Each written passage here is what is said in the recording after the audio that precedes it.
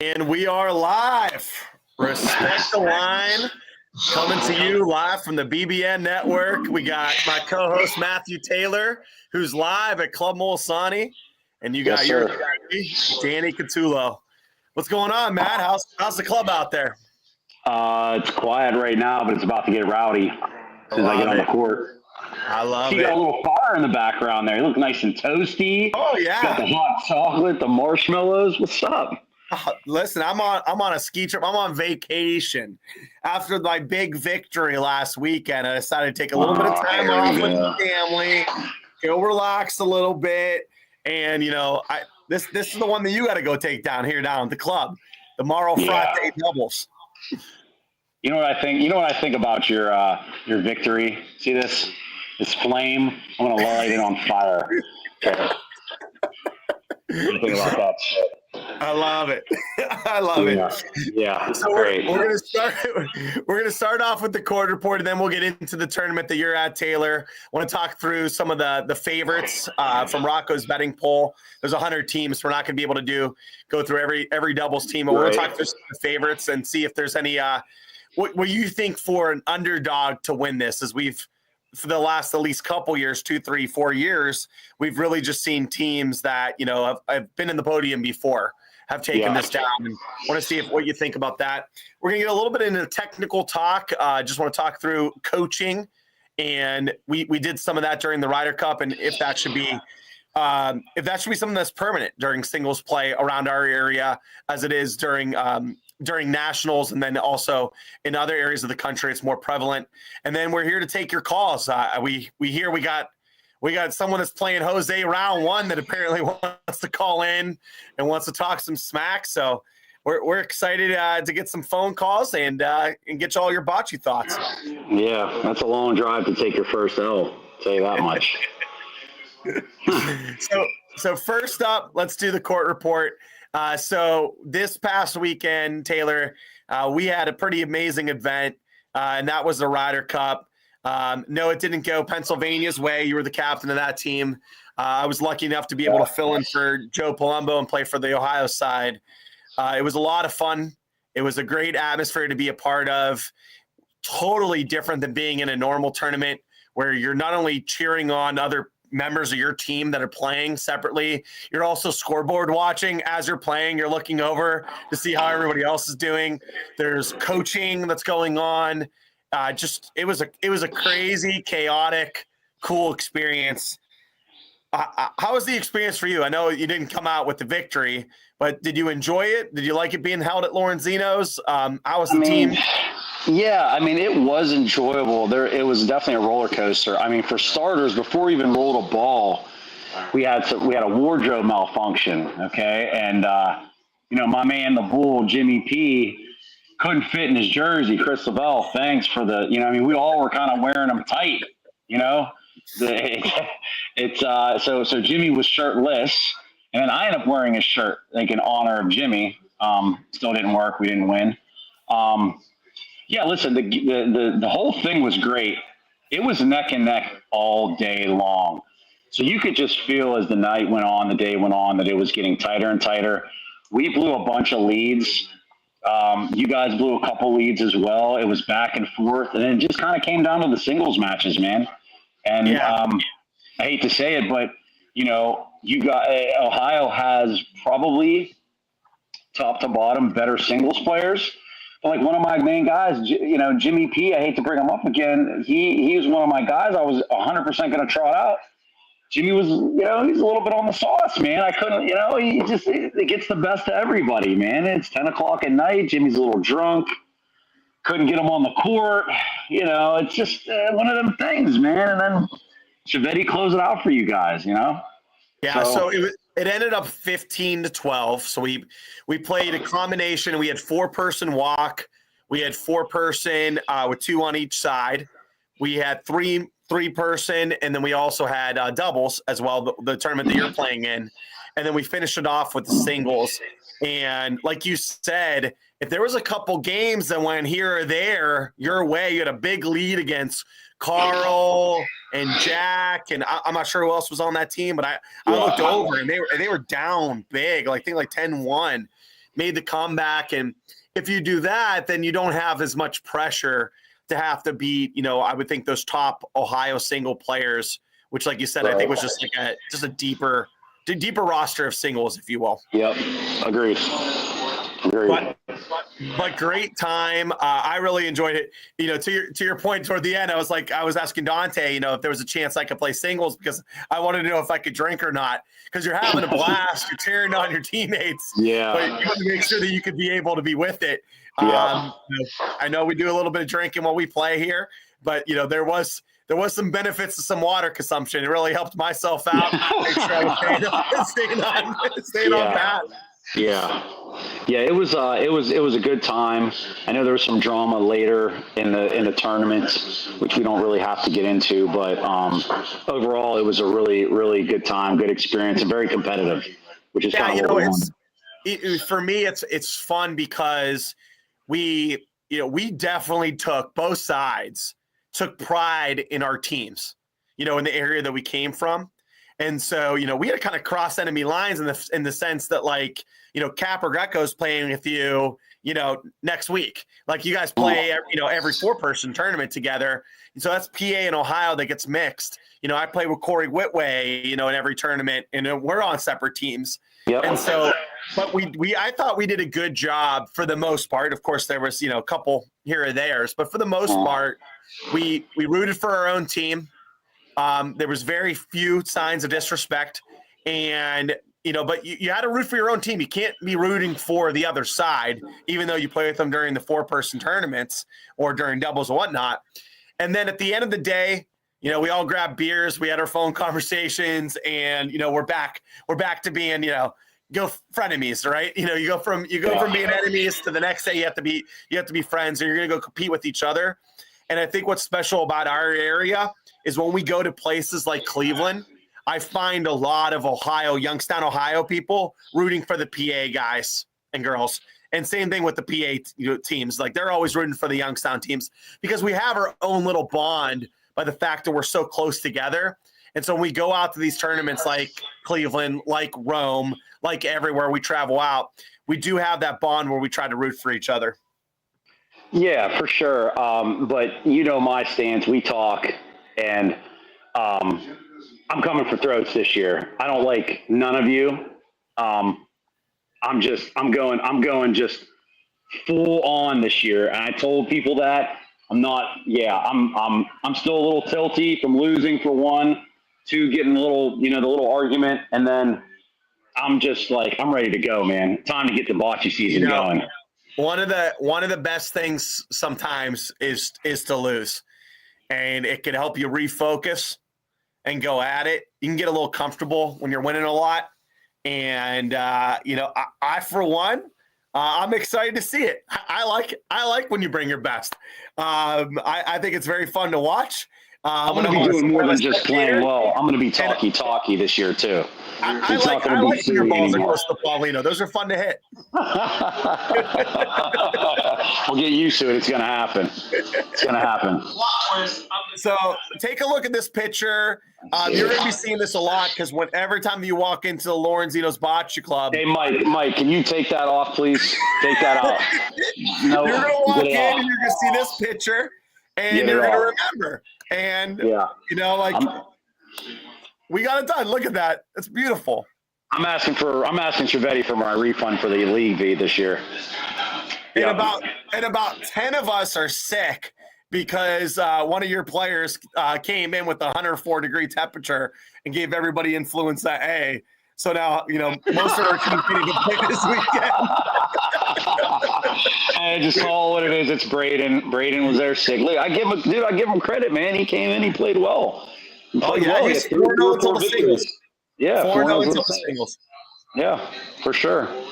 But congratulations, Ohio. You guys are so good. Oh, it's great. We totally appreciate it. Thank you. And, it was a good second place finish for you, Taylor. Good second place finish. Okay, Danny.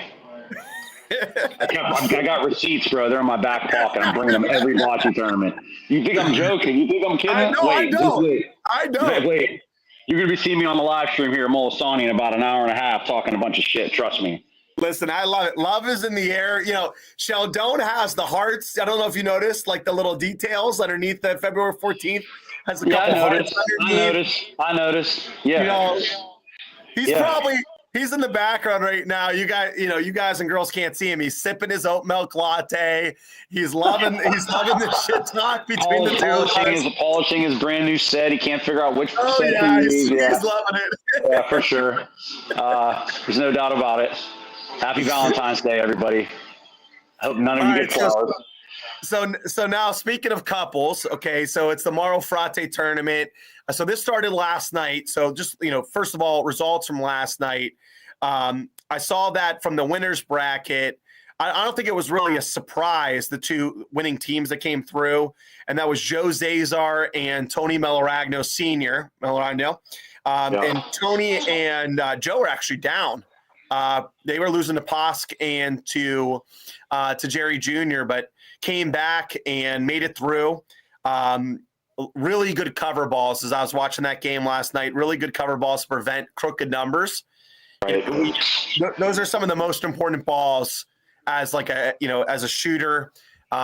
Just to make sure, or the last roller, you have the third, fourth ball to make sure the other team can't get their crooked number. And I noticed a lot of great back wall balls by both Joe and Tony that helped make that happen. And then your buddy Cap and your buddy Triv got through on the winner's side from last night as well. Yeah. Any surprise there, or did you expect those two teams to come through? I wasn't surprised at all. I'm a little surprised that Croce and Frabata didn't make it back. That would have been one of the teams I would have pegged as favorites. But no, it's pretty chalky, I would say. As far as they the undefeated teams. The Francos, right? Yeah. I mean, there's like 5 million of them, so they lost to two of the DeFrancos. There's like 50 playing in this tournament. There's 100 teams, and there's 50 DeFrancos that are playing. And so also that made it through was Sal and Mr. Ionero made it, and then also Rick Whitfield, who's been playing phenomenal last year and a half, made it as well, and played with Mr. Wise too. So excited for them to be there. And then from the other side, from the losers, we got Bruno and Claudio made it. Those are those are like my club pros. Those are our Vivo and Mike Guy Murray are the Bruno and Claudio. You know what though? All the people that have stake in this club here at Club Molisani, and the guys that play here all the time, like they're not underdogs. They're if anything, they're favorites or on par with everybody else. They play well here. That's what they do. So to see like certain people that we think are great come here and lose, it's not surprising at all. There's a lot of good players here. First of all, they're good. They're good bocce players. They're good to great bocce players. Second of all, they really know how to use those walls. Yeah. And so they can add. They give you a little bit of a handicap because they can help with your speed. So you could be able to be a little long or a little short, but when you use the wall and you have a right angle, you have a lot of different ways that you could be able to go beat a ball instead of going right at it. And I noticed like those people that play at the club all the time just really understand the walls. And so I think that's why, last year we saw, maybe to most people, it was an upset with Bruno Ionetta and John Calabrese. They beat the team of Jose and Pat in the first round on Sunday, sent him to the losers bracket. And of course, Jose and Pat climbed all their way through to go to the winners championship and then lost to Natalie and Anthony.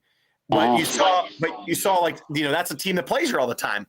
Bruno and John know these courts so well. Is that really an upset, though? Bruno and Anna, is that really an upset, though? I mean, it's just... 20 years ago, no one says it's an upset. Bruno's a goat, man. He can't,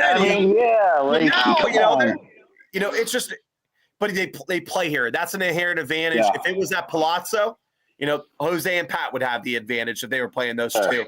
But they're playing at Club Molisani. They get a little bit of home court advantage, so good for them. So and of course, I did mention that Posk and Jerry Jr. also had made it as well. But I just want to talk through, there's so many teams, Taylor. I just want to get you, I'm going to throw out, these are the betting favorites. And I want to hear if you like too much hype on this team, too little. If you, what do you think they're going to finish? I'm going to start at the top, okay? The betting favorite is Pat Pezin and Jose Bato. Do you think they should be the betting favorite? Yeah.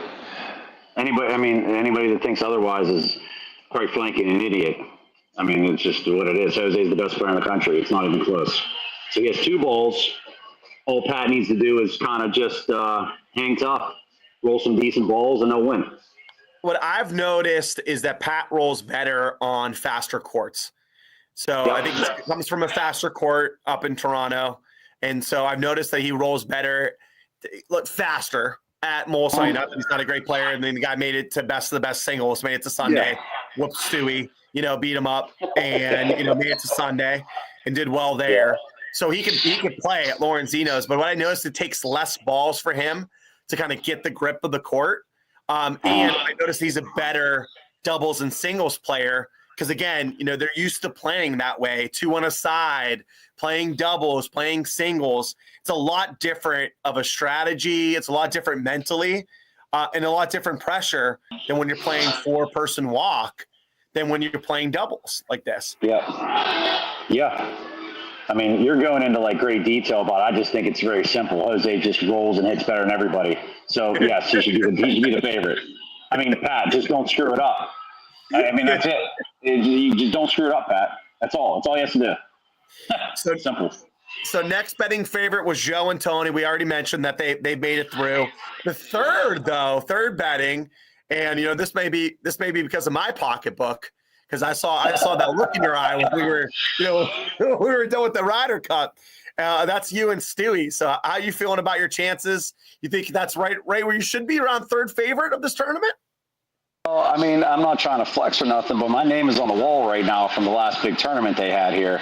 And me and Stu were on that team. We played here before. We've done well here. I'm very confident right now in how I'm rolling. I wasn't maybe in the beginning of January, but I am now. If Stewie can recapture some of his shooting glory, we're going to be dangerous. I'm not shocked by it. Love it. Fourth up is father-son duo, and that's Natale and Felice. And, my favorite part of Felice is he came to watch Natale play, best of the best, and Mauro too, as well. And every single minute that as soon as there was a game that was done, Felice ran onto the court with his balls and rolled. Yeah, he did. He was a homeless man, just if you open up goat in a dictionary, it's Felice and Natale. I mean, that's probably a team that if they played at their peak would probably be the favorites over Pat and Jose, in my opinion. If you got the best out of all 4 of them, I think it's an even match. I really do. I love it. I think Natale didn't play up to Natale's standards at best and best. I saw him lose to Carl, and he just didn't roll the way that I've seen Natale roll. At Lorenzino's, really anywhere. And so, he allowed Carl to take advantage of that. And Carl's a great player, of course, on the Ohio side of the Ryder Cup team. And Carl did take advantage of those moments to beat him. I like kind of Natale with the little chip on his shoulder right now. And coming here and proving it. I think that they're going to be a fun team to try to make a run. And he won it last year. He beat them last year with the Barbara. I mean, they should be a favorite. If his father's health allows him to play the way that Felice can play, no reason not to have him in the top 4. Who shoots between those 2, by the way? Who's shooting? Who do you got shooting on that team? I'm going to guess that Natale's shooting. Just over the course of the whole tournament. Yeah. Most likely Natale's going to shoot. Healthy, I feel like Felice would be the hitter. Yeah, but I just don't know if he's going to want to shoot the whole time. And then I might be totally wrong. I'll be looking forward to seeing it. I mean, those 2 could do both. So it's like agreed. So Triv and Cap are next on the betting favorites. They already got through unscathed, going into Sunday undefeated. So I think this is the first doubles tournament that Triv has played with Cap. Is that correct, Taylor? Yes. How do you think those two are going to fare well together? I mean, they figured it out yesterday, so we'll see. I mean, we'll see what happens Sunday. But yeah, they're two great players. Like they're one of the favorites. Cap's one of the best players we got. So yeah, they got a shot. It's a team where Triv, he won the spring Molisani, right? Yep. Summer, going in the summer, and then Cap won the fall with you. So they both are winners. They both win everywhere. They both win at Molisani. Should be a team that's going to give a nice run. Absolutely. Also, we got Doug Carter and Val DeFranco. Uh-huh. And I'm just going to read off a couple teams here and tell me which of these teams intrigues you to make a run to win. So Doug and Val DeFranco, Russ and Frank DeCillo, Nico and Maurizio, Chris Federico and Pete Barak, Brian Polance and Ron Dog. Well, let me just stop you there. Let me just stop you there. Hold on. Ron Dog and them are already out. Okay, they're donezo. Toast. They got smacked. Well, Ron Dog played. I don't even remember him playing. And this is an easy answer. None of them, because none of them are going to beat Pat and Jose. None of them. Okay, but to make a run, listen, Nico, Maurizio, they could do it. Sean New, Mike P, they can do it. They're dogs. What about I got Val and Matt Lippa, Dante Chiavetti and Bobby Gentile, and Chris and Sal, which made a great run. As well, Sal Santillo and Chris Brazel. Well, yeah, you know what? Sal can. Sal's won the singles here. He definitely can. I got Jimmy over here asking for ashtrays. D-Cat has no chance with playing. Anyway, so listen, Sal's another good one. I wouldn't be shocked to see him there late. Love it. It's a race for second, in my opinion. So, I mean, it's, They gotta get through you. They gotta get through Jose and Pat. Yeah, it's a race for second. It is. I'm not going to sugarcoat it, Danny. What do you want me to say for the people? Jose, it's a race for second place. Who's going to play Jose in the championship? That's what it's going to be. It is. All right. I like it. I like the firm belief. You know, it's the honesty. I'm being honest. It's just what it is. Sorry. So let's move on, Taylor, to technical talk. After we just got through this Molisani tournament. So this is something I want to talk about. A question for you. Mm-hmm. What we saw during the Ryder Cup was people that were not playing help coach, and that was something that's allowed. At the Ryder Cup, each team was there. What do you feel about that? For let's say it's singles tournament that you were playing, and like best of the best. Do you think it would be beneficial to someone like yourself if you had a coach to maybe slow down, take a look at a shot? Maybe they're seeing something that's different. And do you think it'd be something that we should add to the game? No, I don't. I don't think that we should have coaching there. The teams are the ones that should be calling the game. Even if you look at golf, which is what we're emulating, right? In the Ryder Cup, they'll help with some of those things. They'll kind of they'll talk about some shots. They'll talk about some things, whatever. But when they're on their own, the only person they can talk to is their caddy. That's it. That's their team. But that's their coach. So yes. You got four players. How many have a caddy? Do you think it's okay to have a caddy in bocce? No, I don't. No, I don't think we should have coaches. I guess if you do in a league, but an open tournament, no coaching, no. So you're a no coach. I'm a no coach in this game. Yeah, I'm a no coach. I'm a no coach. Is it because you wouldn't listen anyway, or? See, I get a bad rep, dude. I am a good teammate, and I 100% defer to other people all the time, and we always bounce things off of each other. Hi, Frank. How you doing, buddy? Frank DeSillo, everyone, say hi. Go ahead. Sorry. So what I would say is what I liked about the coaching and singles, and especially going and helping the other players, I think it really led to some smarter decision making. Just like something to think about, because when you're off by yourself with all four balls, it could be, arduous to make all those decisions about what you should do. And sometimes you just miss a play. Yeah. And I can't tell you how many times that, like in doubles or in four person, that somebody has, grabbed me or I've grabbed someone and been like, wait, we can shoot pill here for 3. Let's go after this one here.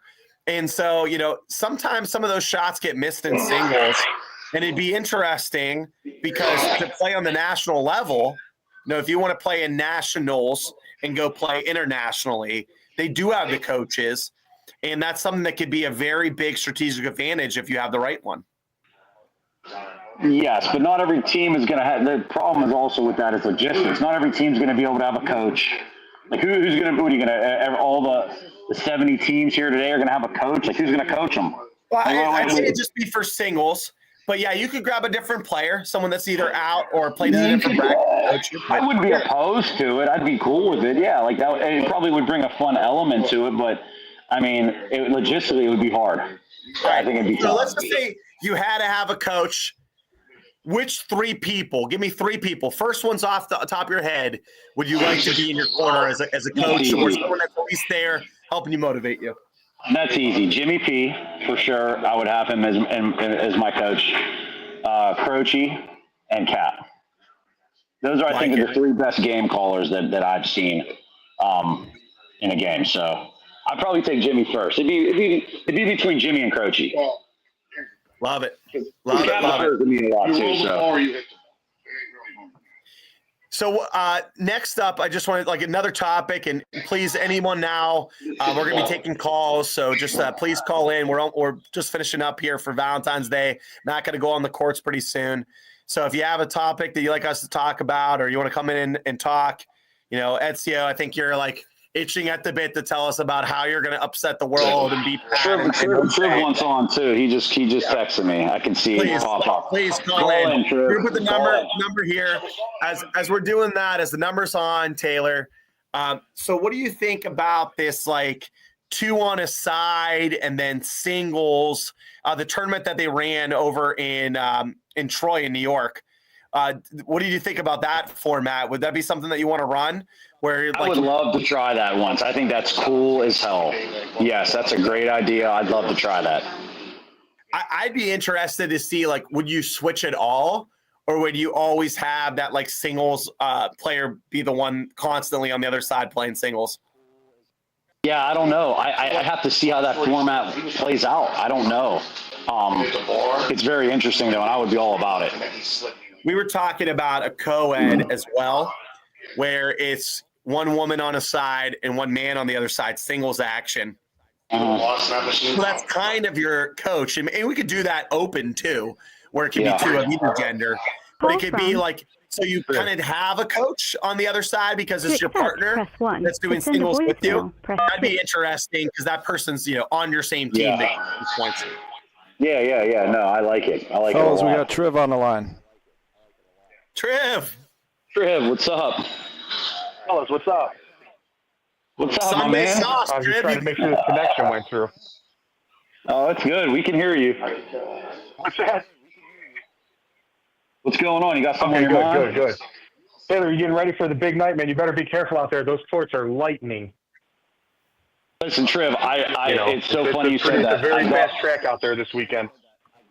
I got on the court, rolled my first 5 balls. They were all 8 inches, and I walked off, not throwing another practice ball.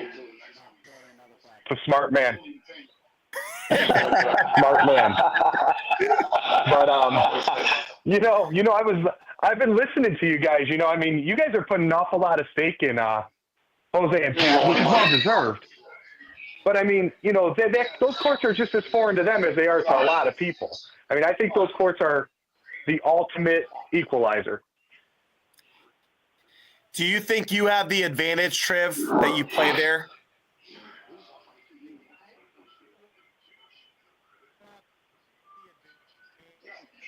Can you hear me, Triv?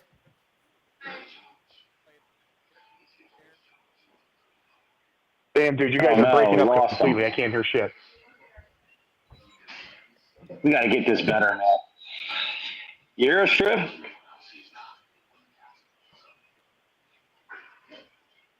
Trev, can you hear us?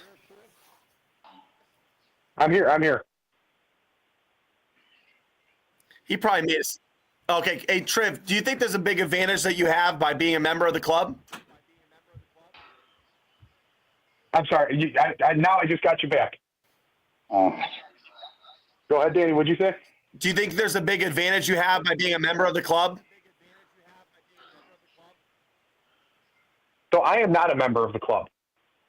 I'm not a member. I just play there in the tournaments like all you guys do. But I think, Camp and I with the guys we played last night, we played some good teams. We played some very good players. The team that was the toughest to play is the team that plays at the club. They know the turns. They know the speed. They know the walls. And being a member there is a great equalizer. I think that if you have the right two members that play there enough, they can beat anybody on those courts on any given day. We saw that trade last year with Chris Brazel and Sal Santillo. They made a nice run. Of course, Bruno and John Calabrese also made a run. They beat Jose and Pat in that first round on Sunday. So you're looking for a couple upsets like that this year?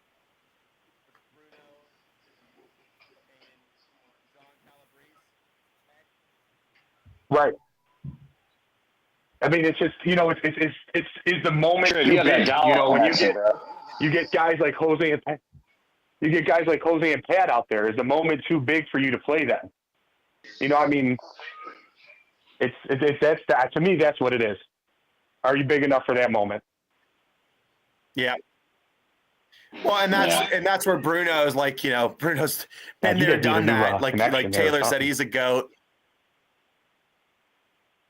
Thumbs up. Yeah, thumbs up. I got to win another BU tour before we can be able to afford one, Trev. Yeah, Trev texted me, said, lost us completely. That's okay. We hear what Trev's trying to say. He's trying to say that it's not as foregone a conclusion as I'm saying it is. But when you look at history and what Jose does, there's no other conclusion to draw other than them being the prohibitive favorite and probably going to win. What are we talking about here? He's a professional. Listen, they're obviously the favorites, but like what we've started to see now is these chinks in the armor. And I think the same, goes to say is like, I think there's so many people now in Bocce that feel like, hey, if Danny Catullo could beat Jose in a 4-person, why can't I? There's a chance that they could be able to do it. I think those chinks and the elevated play, and like Triv said, these club members that are from there, I think we're just going to have, maybe we have the chance where they don't. Maybe they don't make Sunday. Maybe they get knocked down early. Maybe they don't. If Jose plays with a 4-man team, he has one ball, he's going to win 90%.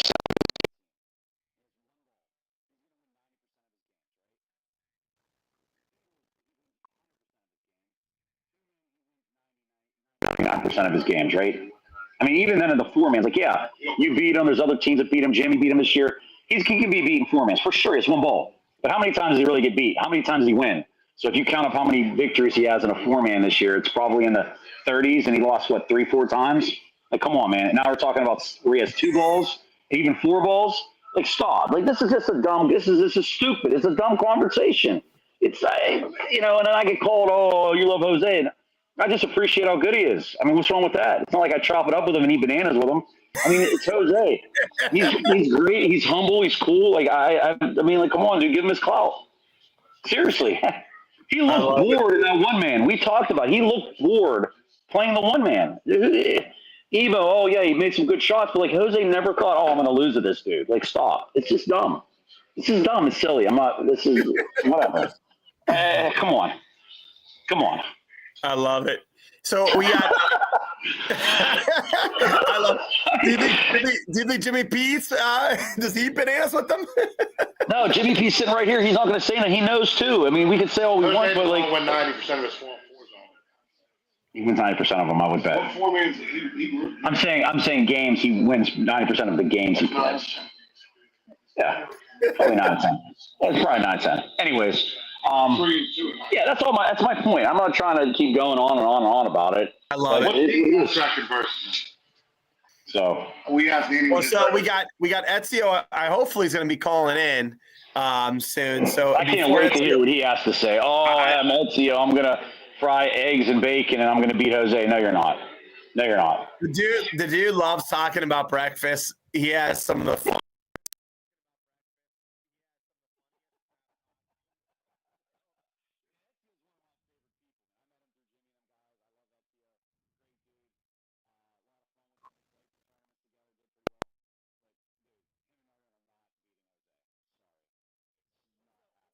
What's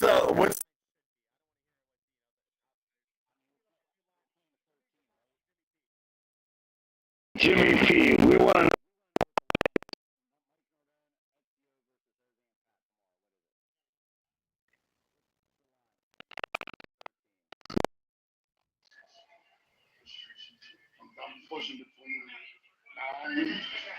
Jimmy's first initial reaction was 9 points. 9 points, and Jimmy's not a wee sucker. You know, he's gonna tell like it is. He said 9 points. Ezio, I hope you heard this. I was gonna say 6, 7. wow? Jimmy said 9, 13-4 game. These courts are made for Pat. Jimmy says they're made for Pat, and that's kind of what Danny had brought to our attention earlier was the fact that those courts in Canada are really fast. This is what he's used to.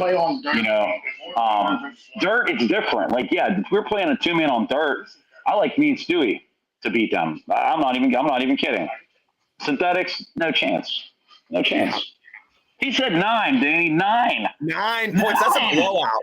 Ezio's been playing Bocce for 30 years. 9 points. 9. I mean, come on, 9 points? That's the whole game.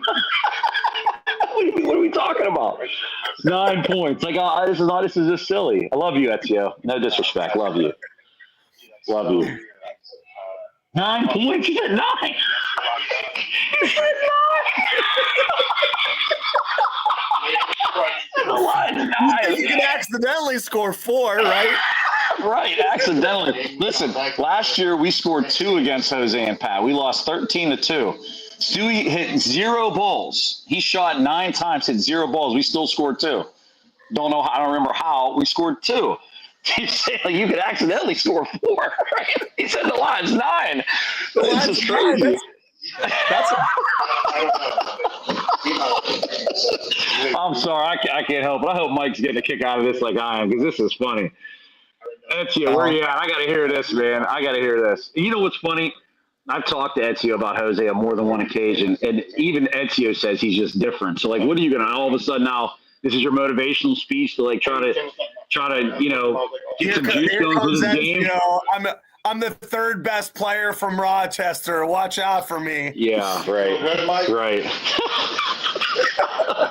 I can't make it up. Oh my God, I love it.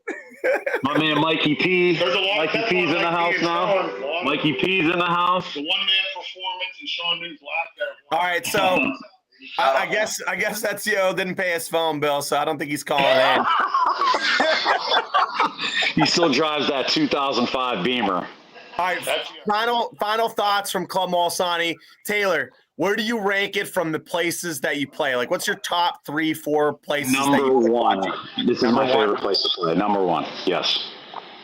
What's number 2? I will never miss a tournament here. I got to be honest, man. And it's going to sound really dumb, but Koppel on a Sunday is probably my second favorite. Koppel, PA, where you're from? Yeah, then it's a toss-up between the JC tournament and Jerry's. As far as facilities go, games, yeah. I like that crowd, though. All these facilities have the ability to have a nice crowd and watching. Right. And everyone's hammered in Koppel. Everybody. They're still drunk from the night before Sunday even gets there. So, it's great. Semi-pro Sean New has just arrived in the building, too. His hair's looking nice and silver as usual today. My first Sunday in Koppel, Taylor, I really didn't make Sunday. It's just that Saturday, it was 4 a.m, so they called it. I had to go sleep with Alec on his floor at Grandpa Nacero's floor. Then we played at 7 a.m. We won that game so that we technically made Sunday. Yeah. Dude, listen, and playing out there in Caldwell. I'm telling you, we're going to live stream the Caldwell 4, man. People are going to get to see what it's like. It's gonna be nuts. I mean, people are going to finally see what all the hype's about.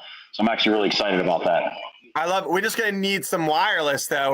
Levi might have to be like turn to crank on the wireless thing. Yeah, it's gonna be on you and I to do this. We're gonna have to get our cameras, get some legit stuff. I already know where we can put the cameras up in the ceiling.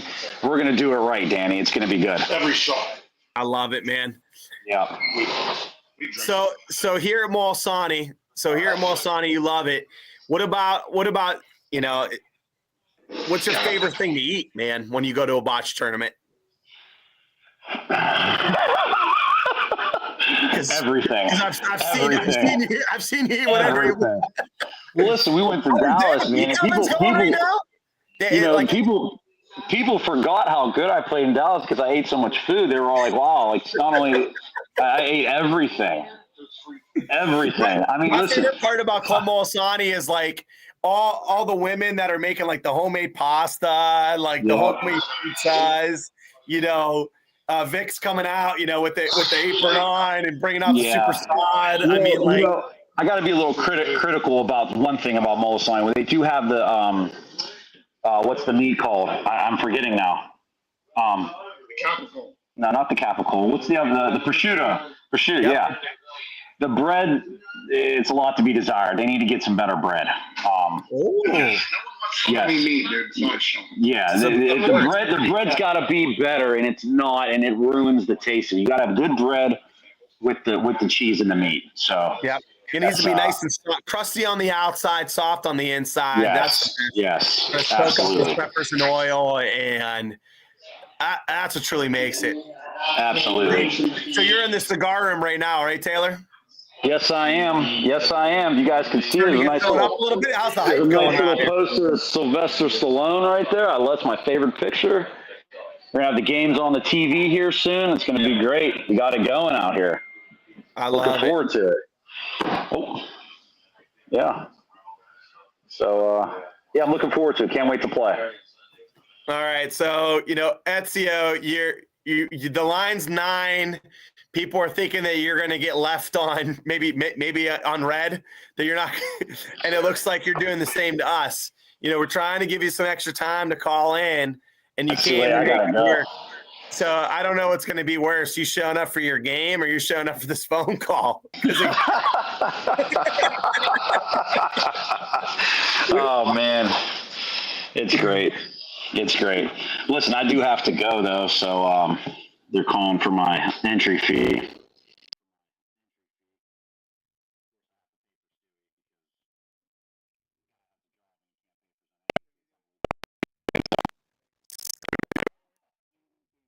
Taylor.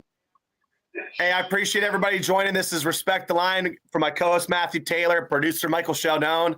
I'm Danny Catullo. Awesome. We appreciate you.